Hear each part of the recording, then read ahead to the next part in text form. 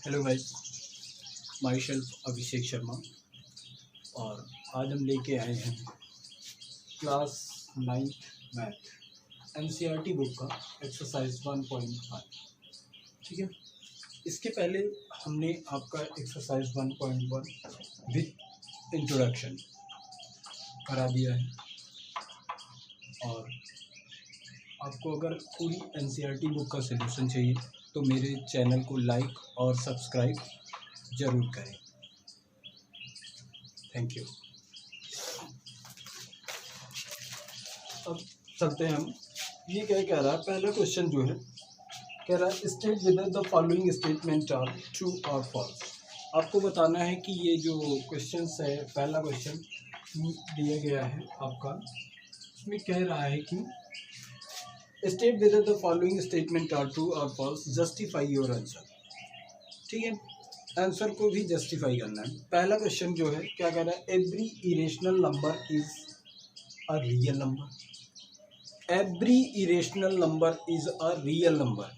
ध्यान दें कि जो एवरी इरेशनल नंबर होगा, हर इरेशनल नंबर क्या रियल नंबर होगा। तो आपको अगर डिफिनेशन पता होनी चाहिए कि डिफिनेशन जो हमने बताया है उसमें ये भी बताया है कि रियल नंबर क्या होता है। रियल नंबर वही होता है कि जिसको हम नंबर लाइन पे रिप्रेजेंट कर सके।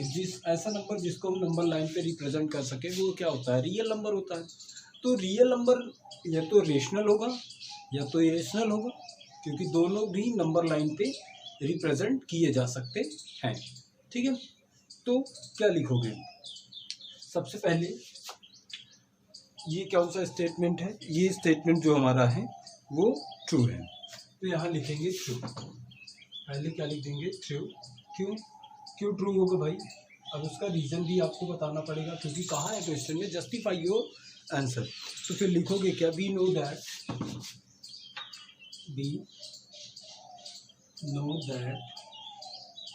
एवरी, क्या लिखोगे, we know that every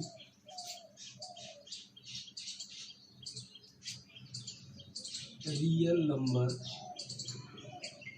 we know that every real number is either rational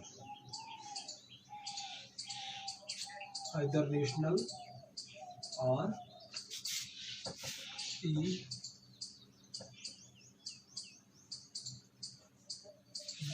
we know that every real number is either rational or irrational।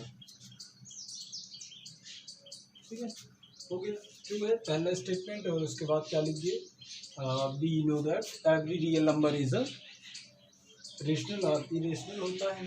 अब देखो इसका जो दूसरा पार्ट है वो क्या कह रहा है, दूसरा पार्ट कह रहा है every point on the number line is of the form of under root m where m is a natural number. अब ये बताना है कि ये स्टेटमेंट ट्रू है कि नहीं। पहले ध्यान से देखो, every point on the number line in the form of under root m, अगर अंडर रूट एम के फॉर्म में है तो एम नेचुरल नंबर है या नहीं। तो चलो ये भी क्या होगा, ट्रू है। तो यहाँ सबसे पहले वही काम करेंगे, आप लिखेंगे ट्रू। क्यों ट्रू है भाई, अब इसको भी लिख दो।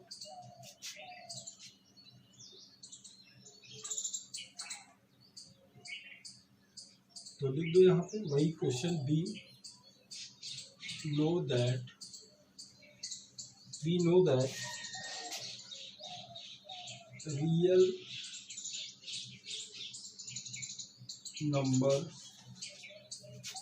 Real numbers can be represent on the number line and the number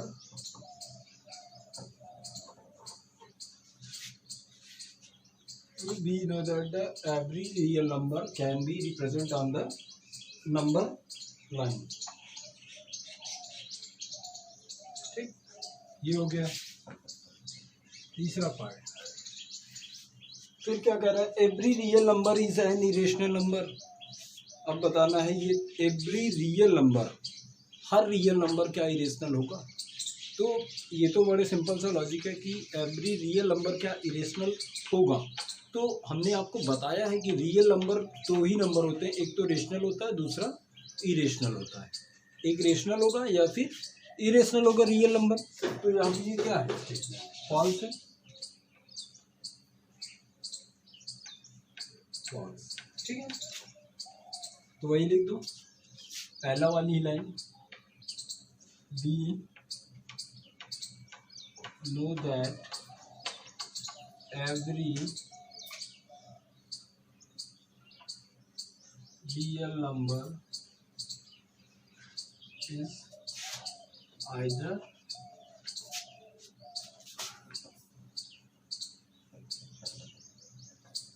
rational or irrational, either rational या फिर इरेशनल। एवरी रियल नंबर क्या होगा, या तो रेशनल होगा या फिर इरेशनल नंबर होगा, ठीक है। अब क्वेश्चन नंबर सेकंड की बात करते हैं। क्वेश्चन नंबर सेकंड जो कह रहा है, are the square root of all positive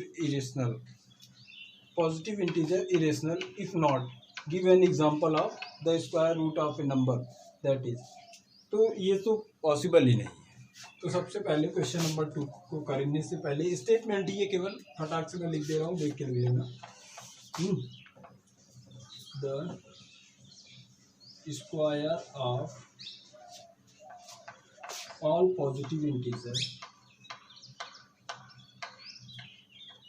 the square of all positive